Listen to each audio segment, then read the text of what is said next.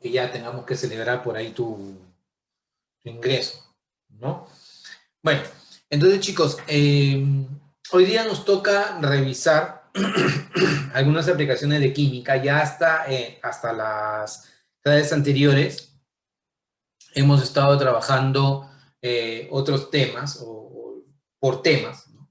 Pero a partir de ahora vamos a hacer una miscelánea de ejercicios para ver cómo van llegando. La idea es que ahora puedan revisar absolutamente todo, ¿ya?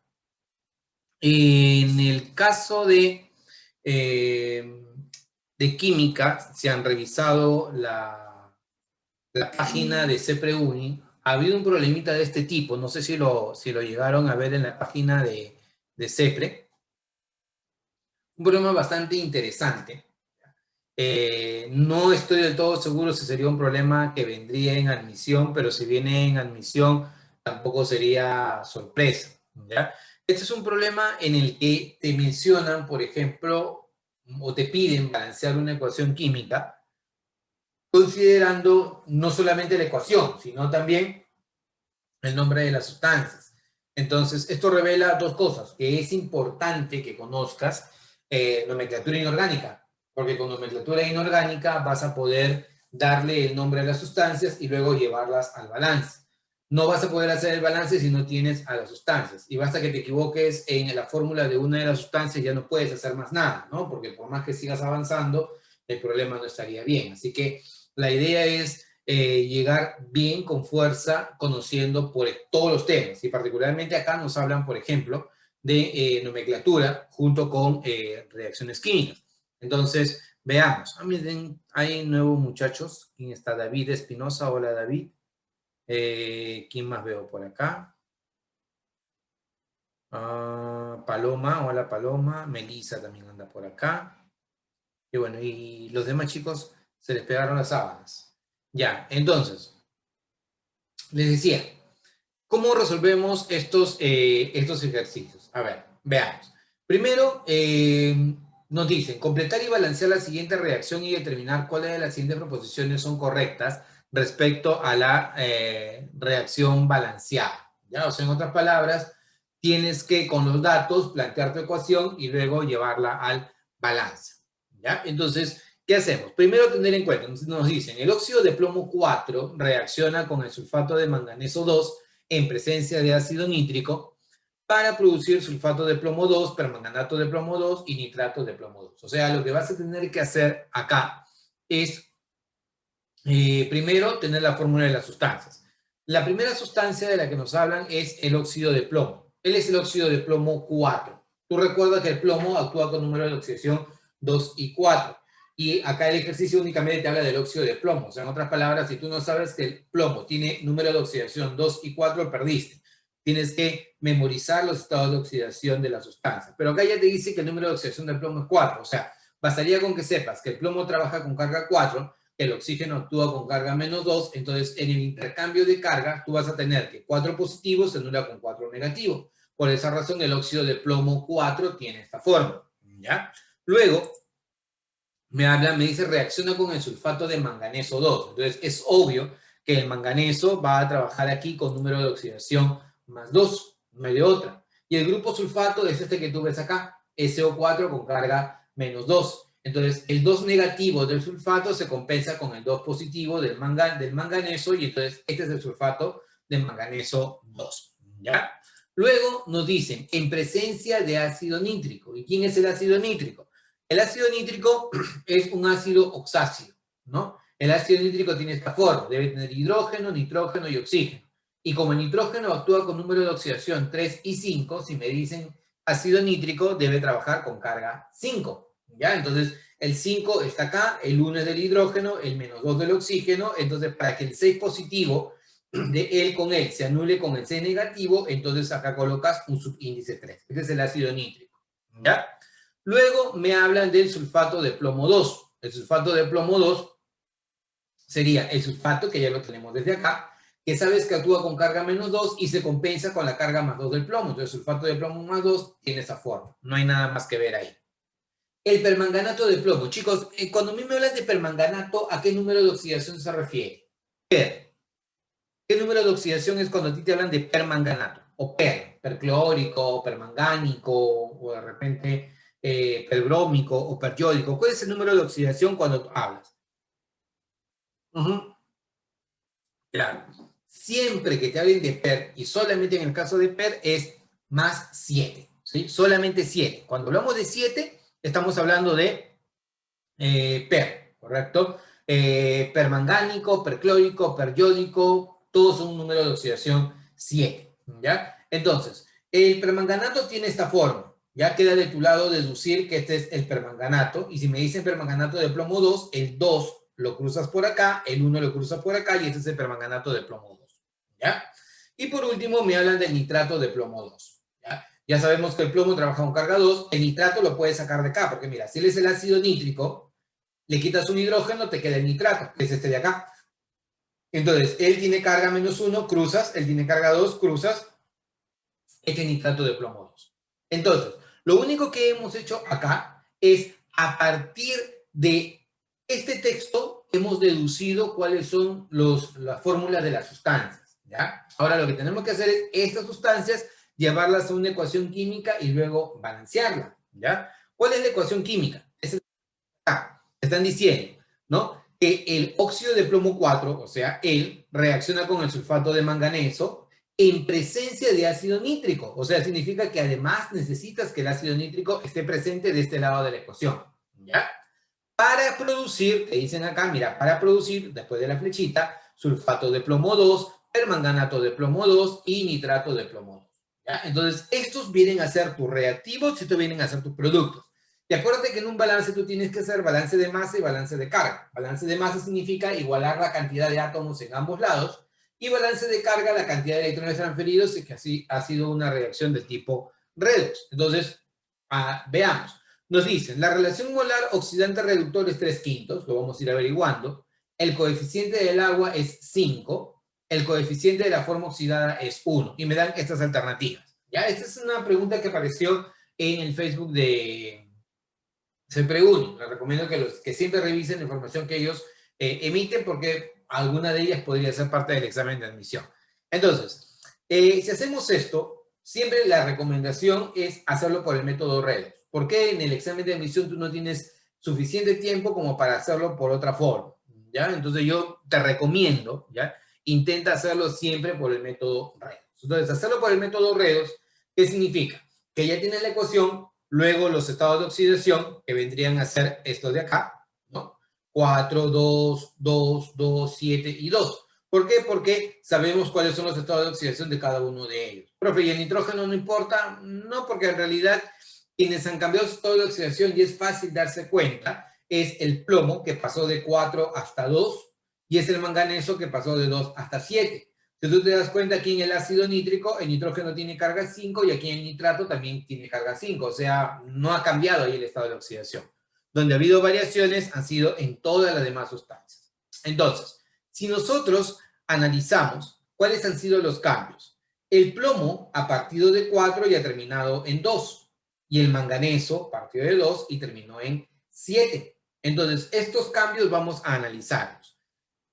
Parto de un plomo, pero el plomo aquí se ha repartido en 3 lugares diferentes. Y aquí parto de un manganeso, y si me doy cuenta, acá hay 2 átomos de manganeso. Tú recuerdas que en el método redox, una de las primeras cosas que tienes que hacer es prebalancear, ¿no? O sea, como aquí aparecen 2 manganesos, aquí adelante yo voy a colocar un 2, ¿no? Para poder tener la misma cantidad de manganeso al inicio y al final.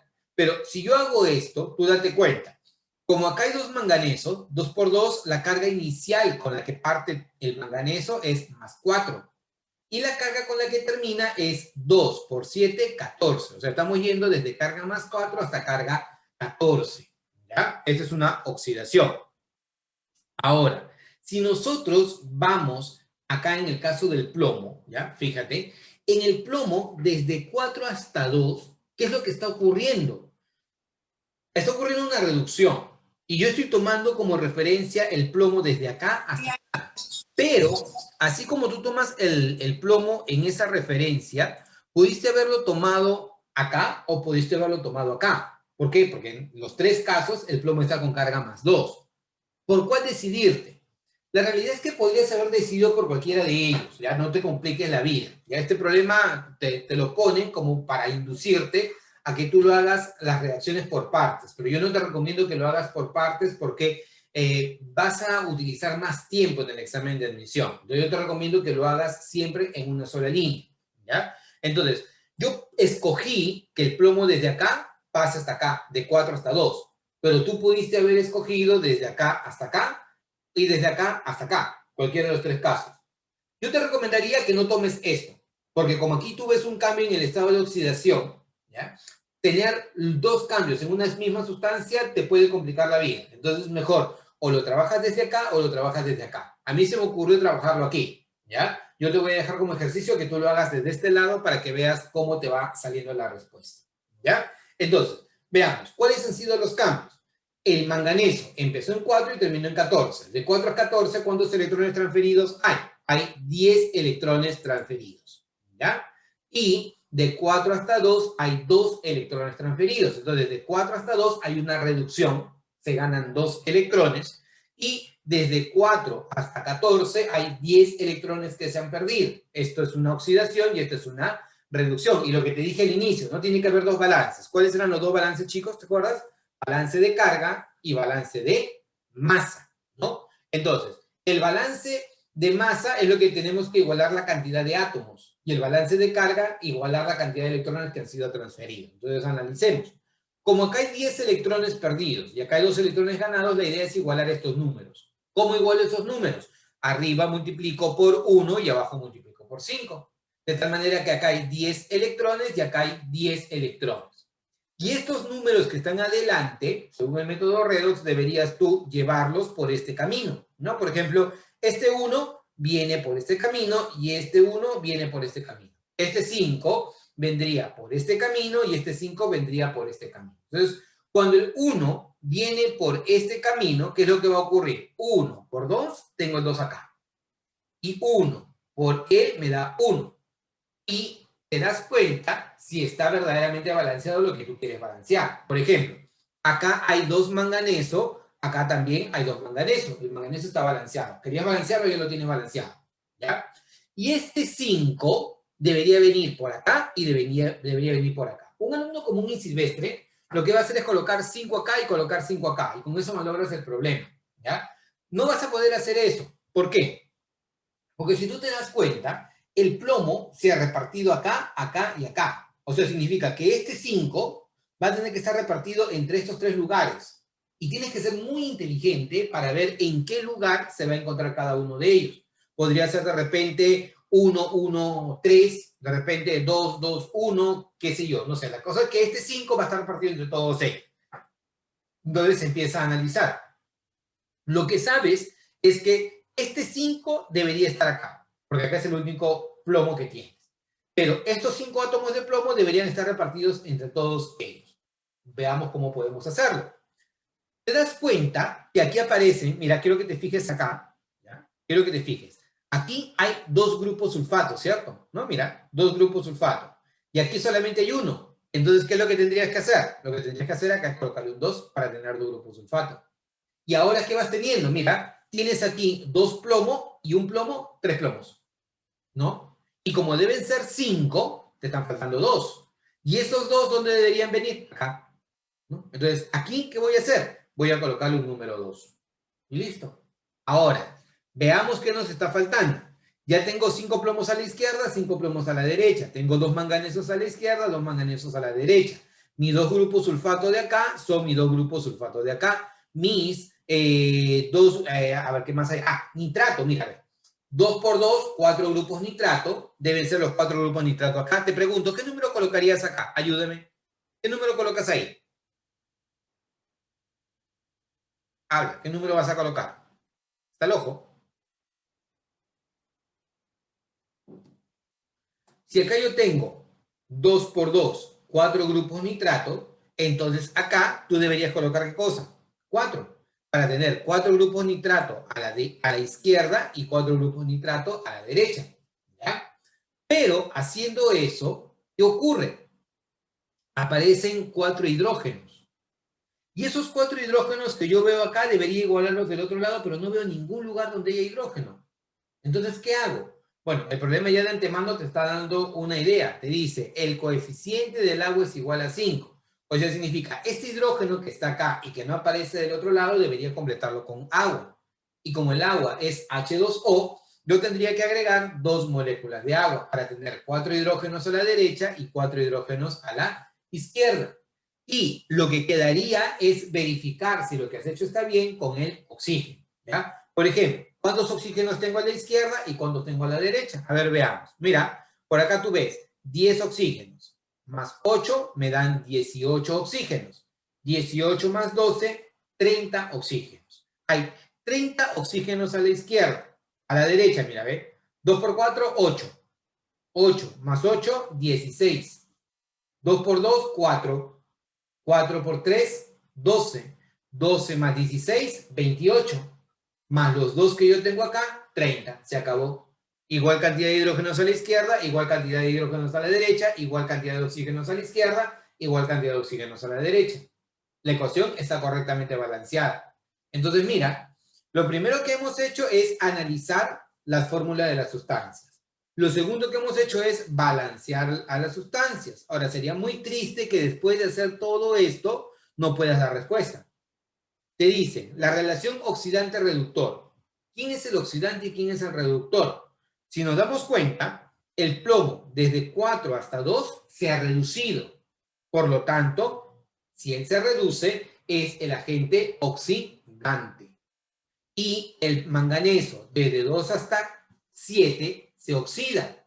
Entonces, si se oxida, es el agente reductor. Entonces, ya conoces que él es el oxidante y que él es el reductor. Además, la sustancia que se oxida me va a generar a la forma oxidada. Y la sustancia que se reduce me genera la forma reducida. En este caso, ten cuidado porque la forma reducida podría ser él o podría ser él. En realidad, la forma reducida es el plomo con carga más 2. Entonces, por esa razón, podría estar acá o podría estar acá. A mí me dicen simplemente que lo analice a la forma oxidada, entonces me facilita la vida, ¿no?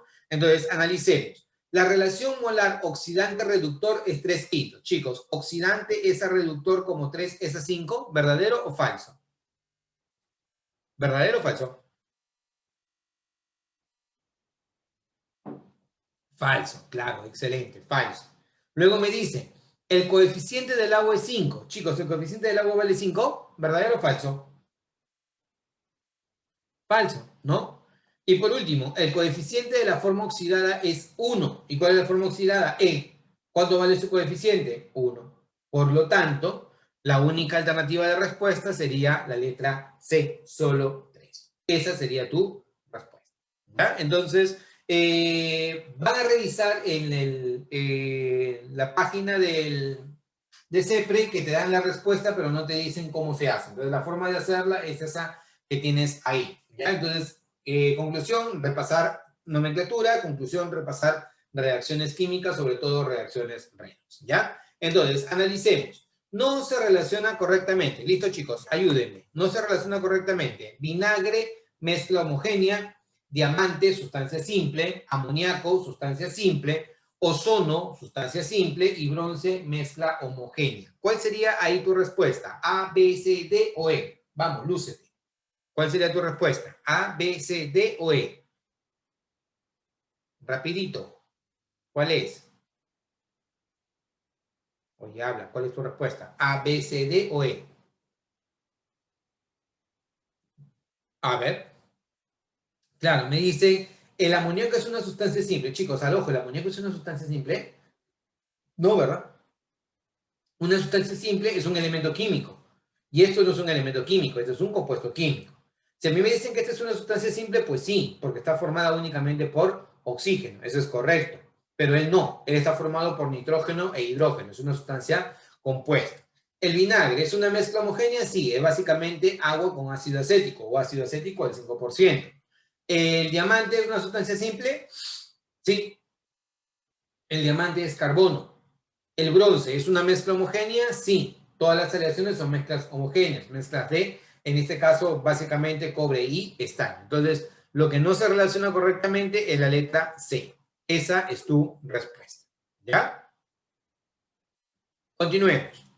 Me dice, calcule la cantidad de nitrato de potasio, ¿ya?, que cristalizará, debe decir, por cada 200 gramos de agua al enfriar a 20 grados Celsius una solución saturada de nitrato de potasio a 50 grados Celsius. O sea, la solución se encontraba originalmente a 50 grados Celsius y ahora tú quieres que llevarla a 20 grados Celsius. Entonces te están preguntando, ¿cuánto cristalizará si es que vamos desde acá hasta acá?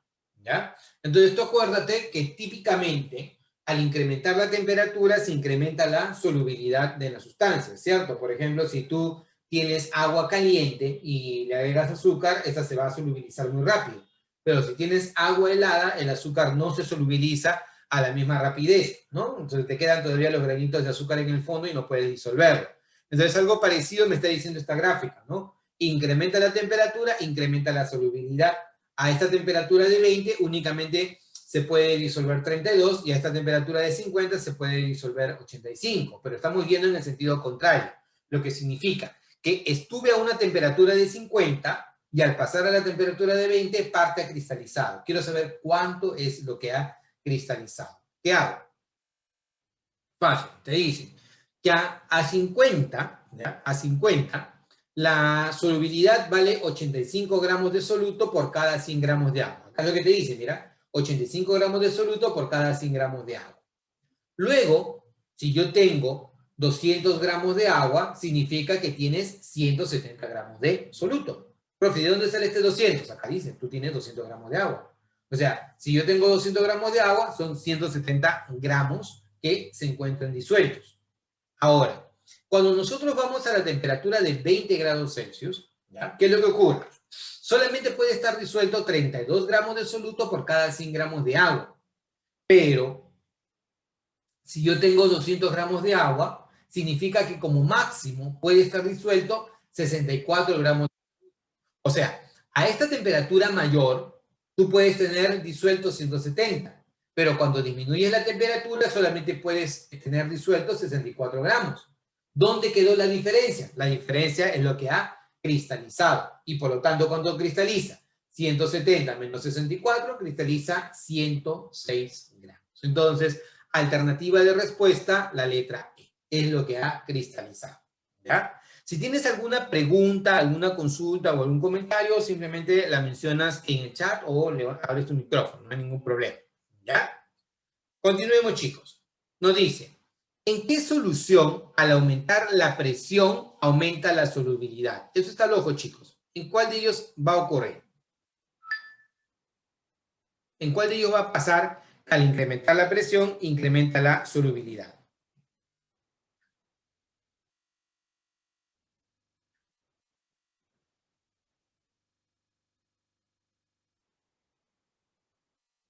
En la letra B. Ya. ¿Qué es lo que ocurre? Lo que ocurre es que el único tipo de soluciones en donde puede haber cambio relacionado con la presión son en soluciones gaseosas, ¿ya? Entonces tendría que buscar yo cuál de estas sustancias es un gas. Entonces, al ojo, chicos, ¿cuál de esas sustancias es un gas? Yo sé que todos te dicen que es acuoso, pero una de esas sustancias en estado natural es un gas. ¿Cuál de esas sustancias en estado natural es un gas? Excelente, Justin. Claro, el dióxido de carbono. El único factor o la única forma que la solubilidad de una sustancia sea afectada por la presión es cuando estamos hablando de gases. La presión no afecta la solubilidad ni de sólidos ni de líquidos, solamente afecta la solubilidad de gases. Por lo tanto, tendrías que buscar un gas. Y el único gas que tienes acá es la letra D, el dióxido de carbono. Por lo tanto, tu respuesta tendría que ser la letra D. Si te das cuenta, ¿no? Al incrementar la presión, también incrementa la solubilidad, siempre y cuando estés hablando de sustancias gaseosas, ¿no? Y si quieres verlo gráficamente, tú vas a decir aquí lo siguiente, ¿no? Mira, tú tienes esta solución, ¿ya? Donde tienes el gas sobre la superficie del líquido, ¿no? Entonces, acá, si tú te das cuenta, está disuelto solamente esta cantidad de moléculas. Pero si tú presionas e incrementas la presión, ¿ya? Incrementa la presión sobre la superficie del líquido, más partículas van a quedar disueltas en el interior. A mayor presión, mayor solubilidad de los gases sobre los líquidos. Entonces, para este caso, marcarías como respuesta la letra D. Esa es tu respuesta. ¿Preguntas, consultas, comentarios, chicos? ¿Todo bien?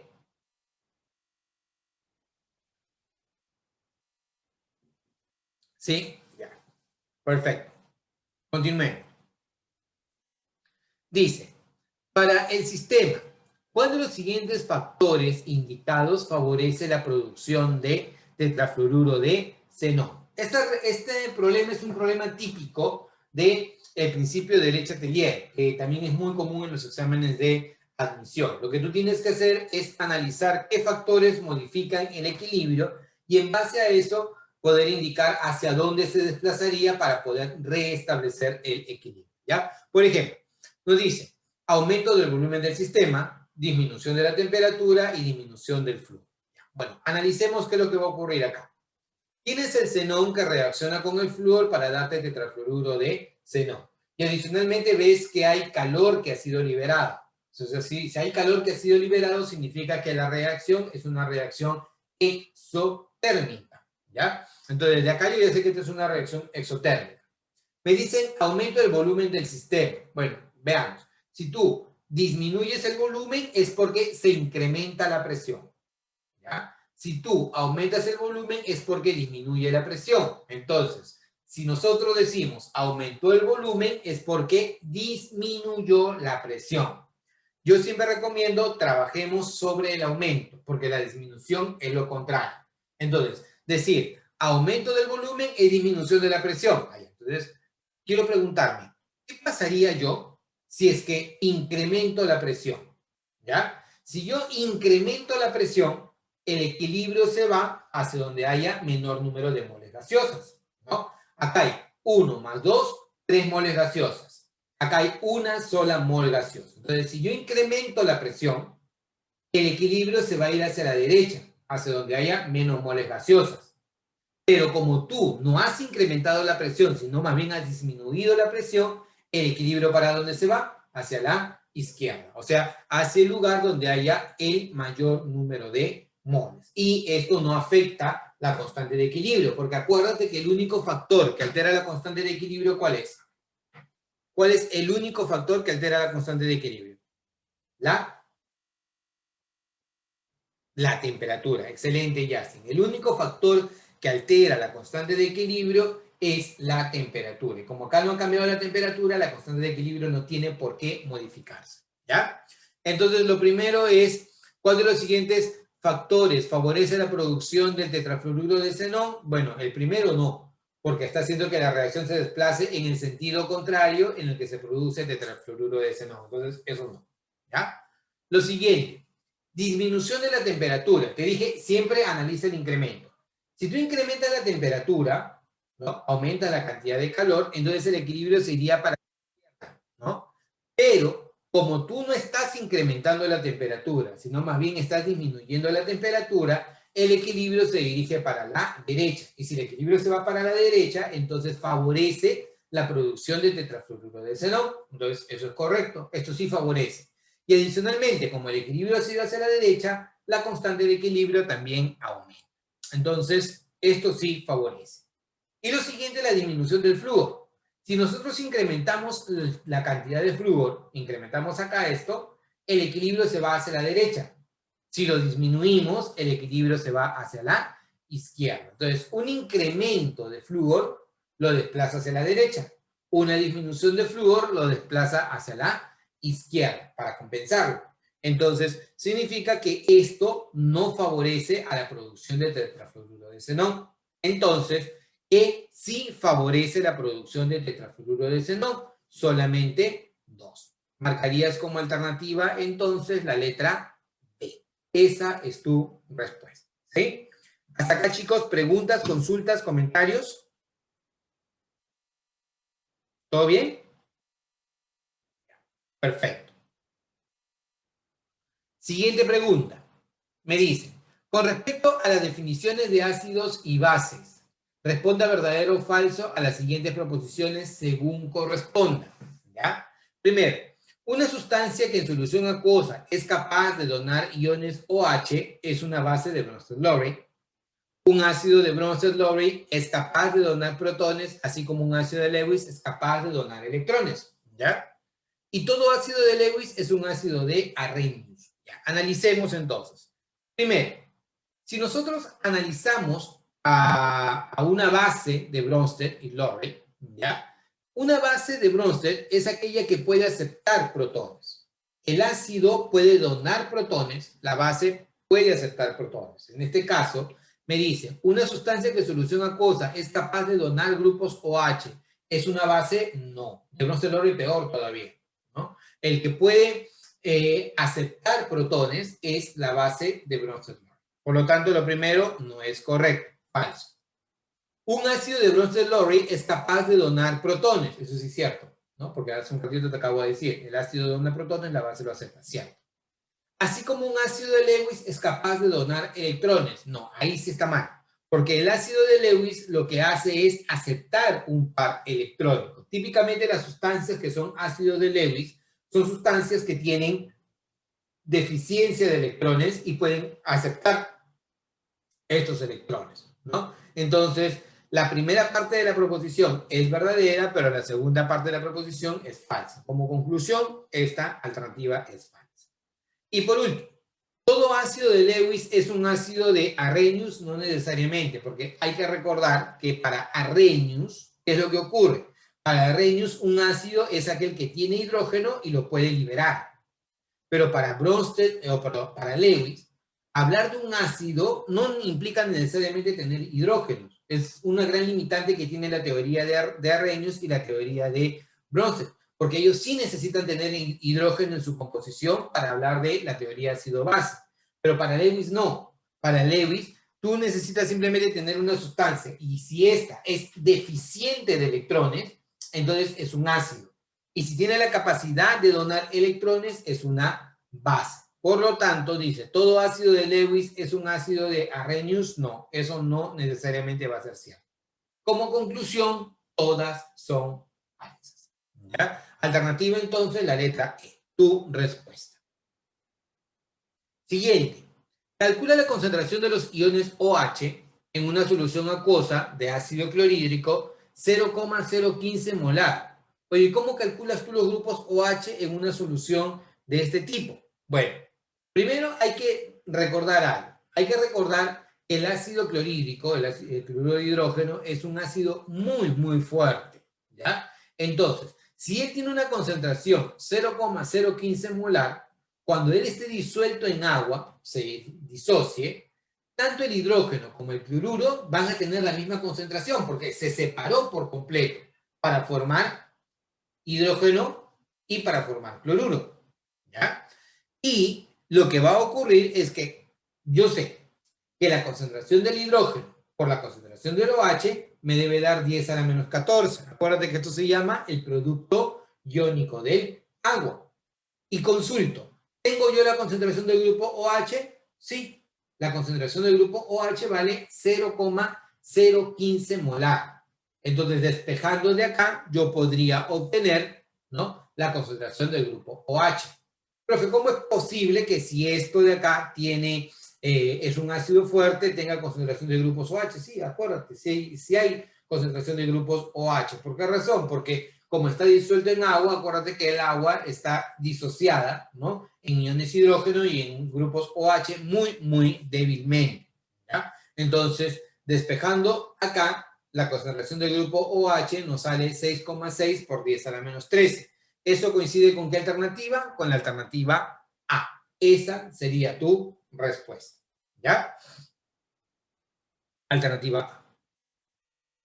Siguiente. Determina el valor del producto iónico del agua a 25 grados o a 50 grados Celsius. Si a esta temperatura el pH del agua pura es 6,62. Interesante. Este es el producto iónico del agua y vale 10 a la menos 14. ¿Pero por qué vale 10 a la menos 14? Porque estamos asumiendo que la temperatura, ¿cuánto es, chicos? Esto vale 10 a la menos 14 porque estamos asumiendo que la temperatura, ¿cuánto vale? Ayúdame. ¿Cuánto vale la temperatura para que sea 10 a la menos 14. ¿Cuánto? 25, claro, excelente, Elías. Para poder hablar de que